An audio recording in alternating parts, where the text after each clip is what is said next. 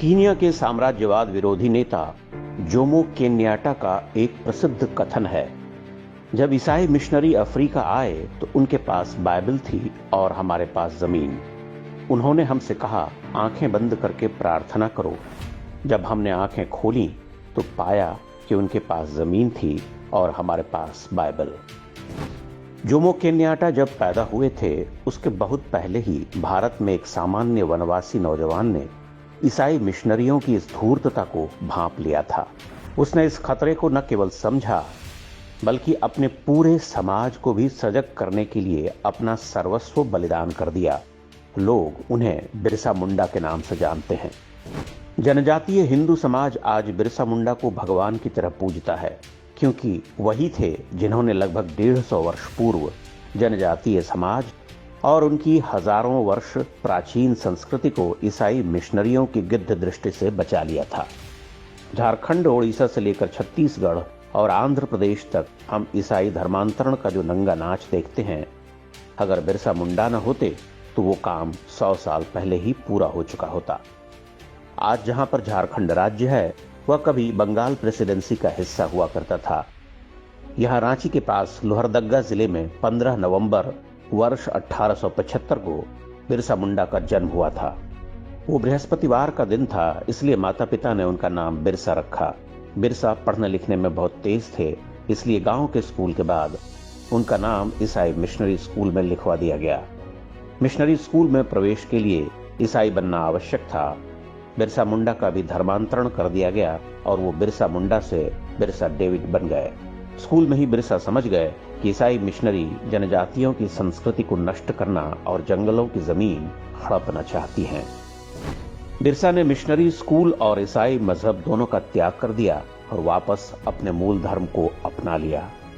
उन्होंने जनजातीय समुदाय में जागरूकता पैदा करना शुरू किया, उन्हें एकजुट किया और अंग्रेजों को लगाम देना बंद कर दिया।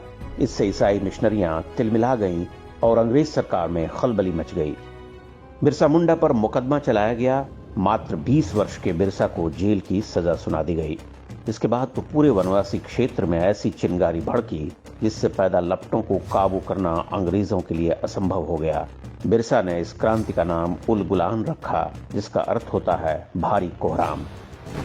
बिरसा मुंडा की अगुवाई में तीर कमान से लैस वनवासियों ने अंग्रेज सरकार की नाक में दम कर दिया। उन्होंने बड़ी संख्या में अंग्रेज अफसरों और सिपाहियों को मौत के घाट उतार दिया।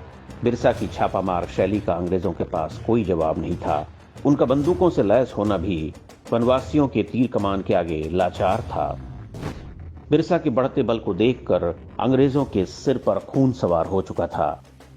9 जनवरी वर्ष 1899 को उन्होंने रांची के पास खूंटी जिले में डोबारी बुरू नाम के एक पहाड़ को घेर कर वहां गोलियां बरसाईं। उस घटना में बड़ी संख्या में बिरसा मुंडा के समर्थक मारे गए। इनमें कई महिलाएं और बच्चे भी थे। इसकी तुलना पंजाब के जालियांवाला बाग हत्याकांड से की जाती है। डोबारी बुरू गोलीकांड में तो बिरसा मुंडा बच निकले, लेकिन 3 फरवरी 1900 को अंग्रेजों ने धोखे से उनको पकड़ लिया। बिरसा मुंडा को जेल में डाल दिया गया। यह चित्र तब का है जब अंग्रेज सिपाही उन्हें बेड़ियों में बांधकर रांची ले जा रहे थे। जेल में 9 जून वर्ष 1900 को लगभग 24 वर्ष की उम्र में बिरसा की मृत्यु हो गई।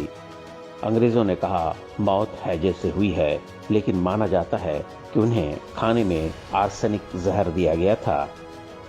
पूरे 13 वर्ष तक बिरसा मुंडा ने वनवासी क्षेत्रों में अंग्रेजों और ईसाई मिशनरियों की चूल्हें हिलाकर रख दी।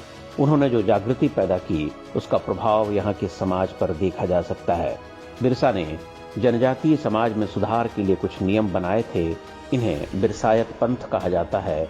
उन्होंने लोगों से अपील की थी, शराब और मांस से दूर रहो, सिंगबोगा अर्थात सूर्य देवता की पूजा करो, गाय की हत्या मत करो, तुलसी की पूजा करो। ये सब वही बातें हैं जो सनातन धर्म की पहचान है। बिरसा मुंडा ने जिन विधर्मी शत्रुओं से आजीवन संघर्ष किया, वो आज भी अपने अभियान में जुटे हुए हैं। यह दुर्भाग्य है कि बिरसा मुंडा का नाम लेने वाले कई लोग भी आज ईसाई मिशनरियों की कठपुतली बन चुके हैं। पहले अंग्रेजों ने और स्वतंत्रता के बाद कांग्रेसी सरकारों ने बिरसा मुंडा के साथ शत्रुता का व्यवहार जारी रखा। उनकी वीरता की कहानियां स्कूली पाठ्यक्रम से गायब कर दी गईं या एक दो पैराग्राफ में समेट दी गईं। उन्हें केवल जनजातियों के नायक के रूप में चित्रित किया गया, जबकि बिरसा मुंडा का स्थान भारतीय इतिहास के उन महानायकों में से है जिन्होंने देश और समाज के लिए अपना सर्वस्व बलिदान कर दिया। बिरसा मुंडा ने उल गुलाम की जो मशाल जलाई, उसे आगे ले जाने का दायित्व हम सबका है, जब तक कि उन ईसाई मिशनरियों का संपूर्ण विनाश न हो जाए जिनके विरुद्ध बिरसा मुंडा ने क्रांति का बिगुल फूंका था।